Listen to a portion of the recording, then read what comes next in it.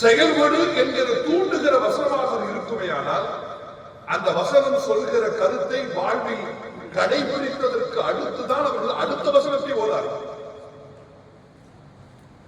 அவர்கள் ஓது முறை அப்படி இருக்கும். நாம் ஓதுகிற முறைக்கும் அவர்கள் ஓதுகிற முறைக்கும் உள்ள வித்தியாசம் அதுதான். சஹாபிகளை குறித்து அல்லாஹ் சொல்கிறார் பாருங்கள், தராஹும் ருக்கஅன் சுஜ்ஜதன் யப்தகூன ஃபضலன் மினல்லாஹ்.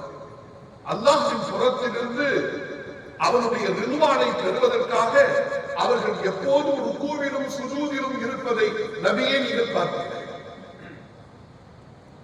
இந்த ஒரு வசனம் அல்ல, கிட்டத்தட்ட 70 வசனங்களுக்கும் மேலாக சஹாபிய பெருமக்களின் பெருமைகளை, அவர்களின் உன்னதங்களை, அவர்களின் உயர்வுகளை, அவர்களுக்கும் பெருமானாருக்கும் இருக்கிற அந்த உறவை, இறைவன் அவர்களை எப்படியெல்லாம் வழிநடத்தினார், இறைவனின் பேரன்பை பெறுவதற்கு தங்களின் வாழ்வை எப்படியெல்லாம் அவர்கள் அர்ப்பணித்தார்கள் என்கிற அந்த வரலாற்று செய்திகளை எல்லாம் அல்லாஹ் சுமார் 70 வசனங்களுக்கு மேலாக பேசுகிறார். சஹாபிகளின் பெருமைகளை புரிந்து கொள்ள வேண்டும் என்று நமக்கு ஆர்வம் இருக்குமையானால் குர்ஆனில் அவர்களை பற்றிய வசனங்களை தொகுத்து வைத்துக் கொண்டு ஒரு வசனத்திற்கு ஒரு 5 நிமிடங்களை ஒதுக்கி அதன் அர்த்தங்களை புரிந்து மனம் கண்மூடி மனதில் கொஞ்சம் உள்வாங்கி பாருங்கள். அந்த சஹாபிகளின் தோற்றமும் அவர்களின் உயர்வும் பிரம்மாண்டமாக மனதில் விரிந்து இருப்பதை நாம் பார்க்கிறோம். எவ்வளவு வசனங்கள் இருக்கிறது. ஒரு சொல் போதும், ஒரு சொல் போதும். சஹாபிகளின் மரியாதையை நாம் புரிந்து கொள்வதற்கு ஒரு சொல் போதும். அவர்கள் யார் தெரியுமா? ரலியல்லாஹு அன்ஹும் வரது. அல்லாஹ் அவர்களை பொருந்திக் கொண்டார், அவர்களை அல்லாஹ் பொருந்திக் கொண்டார். இந்த ரலியல்லாஹு அன்ஹும் வரது அன்ஹு என்கிற இந்த வாழ்த்து சொல் உலகத்தில் எவருக்கும் உரியதல்ல. உலகத்தில் எவருக்கும் உத்தரவாதமாக இந்த வார்த்தைகளை நாம் உச்சரிக்கவே முடியாது. அது பெருமானாரின் தோழர்களுக்கு மாத்திரமே உள்ளது. ரலியல்லாஹு அன்ஹும் வரது அன்ஹு. எவ்வளவு பெரும் பதவி தெரியுமா? எவ்வளவு மரியாதையான வார்த்தை தெரியுமா? உலகத்தில் நாம் எவ்வளவு போராடினாலும் இந்த ஒரு வார்த்தையை நாம் பெறவே முடியாது. உலகத்தில் ஒரு மனிதன் வழியாகலாம், அவுலியாவாக மாறிவிடும். வழியில்லாமாக மாறணும் அப்படின்னா இரவு பகலும் வணங்கி அல்லாஹ்வுடைய கட்டளைகளுக்கு அடிபணிந்து மனதை கட்டுப்படுத்தி அனைத்து கடமைகளையும் சரியாக செய்து உரிமைகளை பேணி சமூக வாழ்விலும் குடும்ப வாழ்விலும் தனி வாழ்விலும் மார்க்கம் சொல்கிற அந்த கட்டளைகளின் அடிப்படையில் வாழ்ந்து அல்லாஹ்வின் நேசம் என்கிற அந்த அடைமொழியை பெறுவதற்கு ஒரு மனிதன் போராடினால் ஒரு வேலைகளை அதை பெற்றுவிட முடியும். வழி மாறலாம், ஆனால் சஹாபியாக முடியுமா? முடியவில்லை. ஷஹீதாகலாம், ஷஹீதுமாகலாம். இஸ்லாத்திற்கு எதிரான யுத்த களங்களில் போரிட்டே ஆக வேண்டும் என்கிற கட்டாயம் வருகிற பொழுது, உயிரை துறக்கிற ஒரு கட்டத்திற்கு வருகிற பொழுது மனம் விரும்பி தன் உயிரை கொடுக்க முன்வருகிற நேரத்தில் அந்த கடத்தில் உயிர் போனால் அவர் ஷஹீதாகலாம், ஷஹீதாகலாம், பலியாகலாம். ஆனால் எந்த மனிதனும் சஹாபியாக மாறவே முடியாது, மாறிவிடவே முடியாது. காரணம் சஹாபியுடைய இலக்கணம் என்ன தெரியுமா? அவர் பெருமானாரின் காலத்தில் வாழ்ந்திருக்கிறார். பெருமானாரின் காலத்தில் வாழ்ந்திருப்பது மாத்திரமல்ல, அப்படி வாழும் போது ஒரு ஈமான் கொண்டிருக்கிறது. அபூஜஹலும் பெருமானாரின் காலத்தில் வாழ்ந்தவர். அதற்கு அபூபக்கர் சித்தீக் ரலியல்லாஹு அவர்களும் பெருமானாரின் காலத்தில் வாழ்ந்தவர்கள். அபூஜஹல் பெருமானாரை அப்துல்லாஹ்வின் மகனாக பார்த்தவர். அபூபக்கர் சித்தீக் ரலியல்லாஹு அவர்கள் பெருமானாரை அல்லாஹ்வின் தூதராக பார்த்தவர். ஒரே மனிதர் பார்க்கிற பார்வைகளும் அவர்களுடைய ஈமானிய உணர்வுகளும் இதயத்தின் உணர்வுகளும் ஒரு மனிதர் வானோக்கி உயர்கிறார், இன்னொருவன் அதர பாதாள நோக்கி வருகிறார். பெருமானாரின் காலத்தில் வாழ்ந்திருப்பதோடு ஈமான் கொண்டிருக்க வேண்டும். இரண்டாவது நிபந்தனை. மூன்றாவது நிபந்தனை என்ன தெரியுமா? அவர் மரணிக்கிற வரை அந்த ஈமானோடு இருக்கிறார். ஈமான் கொண்டு சில முர்த்தத்தாக மாறி இருக்கிறார்கள், முனாஃபிக்குகளாக இருக்கிறார்கள். கடைசி ஈமானை பாதுகாக்க முடியாமல் தத்தளித்து எனவே பெருமானாரின் காலத்தில் வாழ்வது ஈமானிய வாழ்வை அனுபவிப்பது, அந்த ஈமானை அவர் கடைசி காலம் வரை பாதுகாத்து இறப்பது, இறப்பின் கடைசி நுனி வரை அந்த ஈமானுடைய உள்ளத்தில் இப்படி இருப்பவருக்கு தான் சஹாபி இருக்கு. இப்ப நமக்கெல்லாம் ஒரு எண்ணம் வரலாம், ஆசை வரலாம், உள்ளத்தில் இருக்கலாம். ரசூலுல்லாஹி காலத்தில் வாழ்ந்திருக்கிறாங்க, பிறந்திருக்காங்க. ரசூலுல்லாஹி காலத்துல வாழ்ந்திருக்கிறாங்க, பிறந்திருக்கிறாங்க. அன்புக்குரியவர்களே, என்ன யதார்த்தம் தெரியுமா?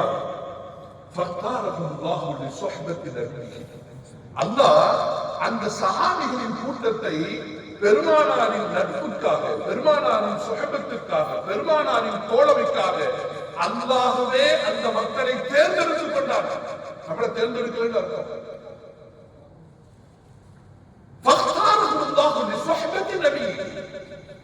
தன்னுடைய நபியின் தோழமைக்காக அந்த மனிதர்களை அல்லாஹ்வே தேர்ந்தெடுத்துக் கொண்டார்.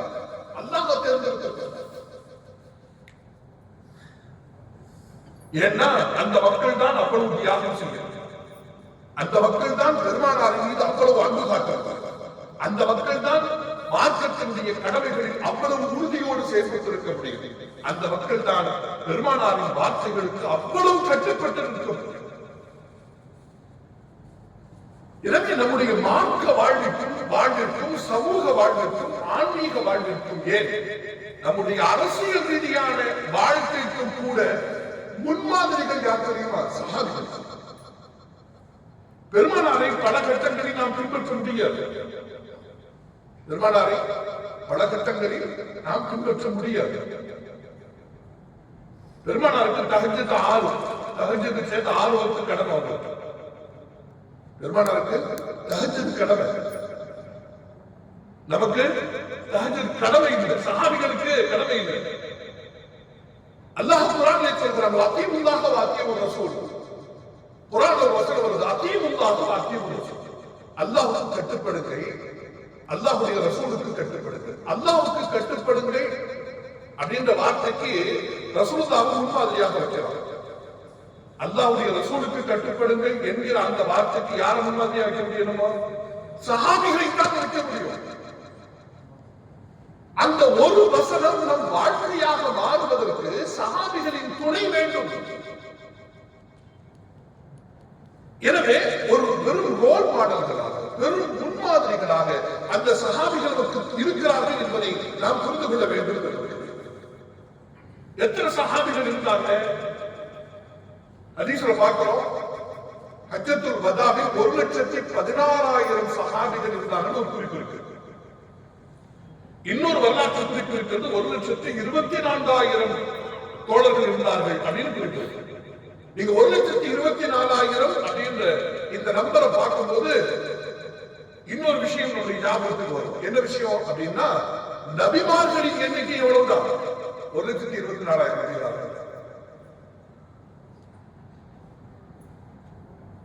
மேற்பட்ட நமக்கு சொல்கிறார்கள், நபிமார்கள் எப்படி 1,24,000 பேர்களோ அதுபோல சஹாபிகளும் 1,24,000 சஹாபிகள். பெருமானாரை முதலில் ஈமான் கொண்டவர்கள் பெண்களில் கதீஜா ரலியல்லாஹு தஆலா அவர்கள். சஹாபியத் என்கிற அந்த மகுடம் பெண்களின் உலகத்தில் முதலாக அந்த மகுடம் சூட்டப்பட்ட மகத்தான பெண்மணியார் ஹஜ்ரத் கதீஜா அவர்கள்.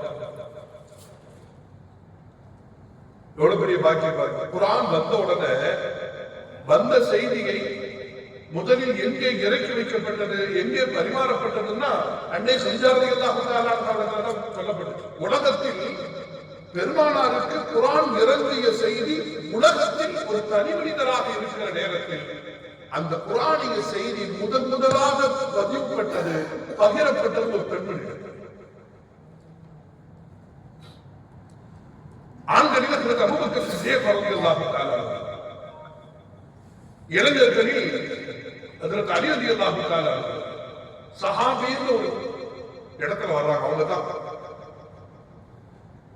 அர்க்கம் ரலியல்லாஹு தஆலா அன்ஹுடைய வீட்டில் தான் இஸ்லாத்தினுடைய சட்டங்களும் இஸ்லாத்தினுடைய வரம்புகளும் அதற்கான வளர்ச்சி திட்டங்களும் அவருடைய வீட்டில இருந்தா நடக்குது. சின்ன இடம். இந்த அர்த்தம் யார் தெரியுமா? 16 வயசு பிள்ளை, பெரியாள் கிடையாது. அர்த்தம் ரலியல்லாஹு அன்ஹு 16 வயசு பிள்ளை ரசூலுல்லாஹி ஸல்லல்லாஹு அலைஹி வஸல்லம் வந்து சொன்னாங்க, யார சொல்லணும், என் வீட்டை இந்த மாற்றம் பரவுவதற்கான களமாக நீங்கள் பயன்படுத்த. 16 வயசு பிள்ளைங்க. இளைஞர்களை பார்க்கிறேன், எவ்வளவு பெரும் பேர் 16 வயசு பிள்ளைக்கு இருக்கும் பாருங்க.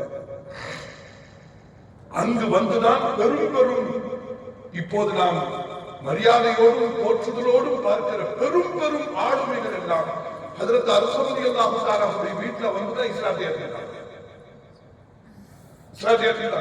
ஹஜ்ரத் உமர் ரலியல்லாஹு தஆலா அவர்கள் உட்பட, ஹஜ்ரத் உஸ்மான் ரலியல்லாஹு தஆலா அவர்கள் உட்பட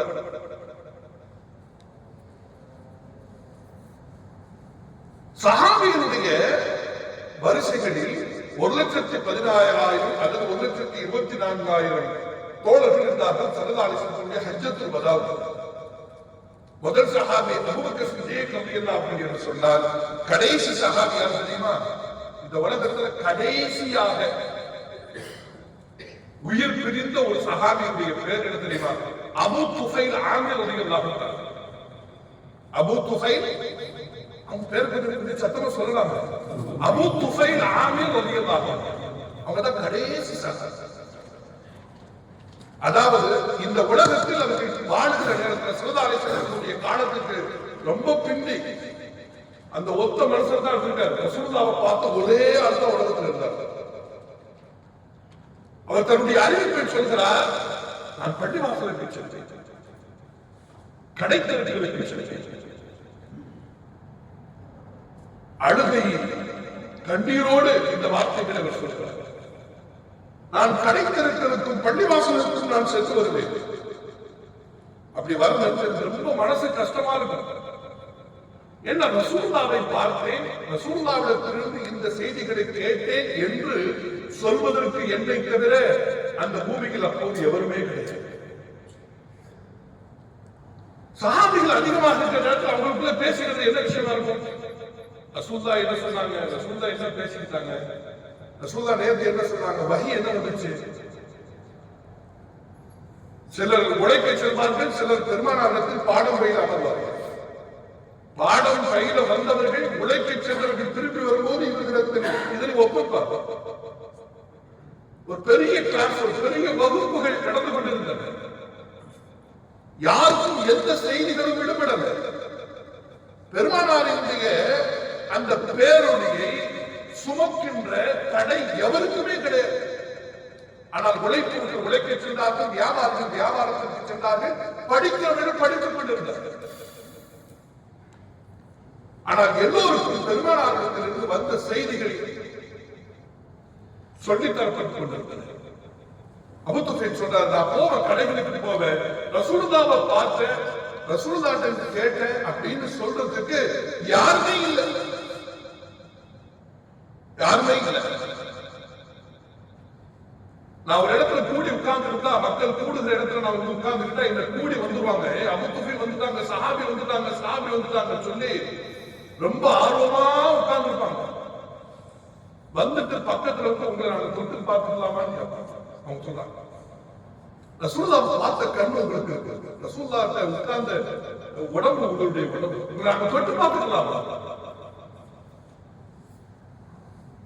பெருமானார் ஸல்லல்லாஹு அலைஹி வஸல்லம் சொன்னார்கள், கைருல் குரூனி கர்னி, இந்த உலகத்தின் மிகச்சிறந்த பொற்காலம் எது தெரியுமா?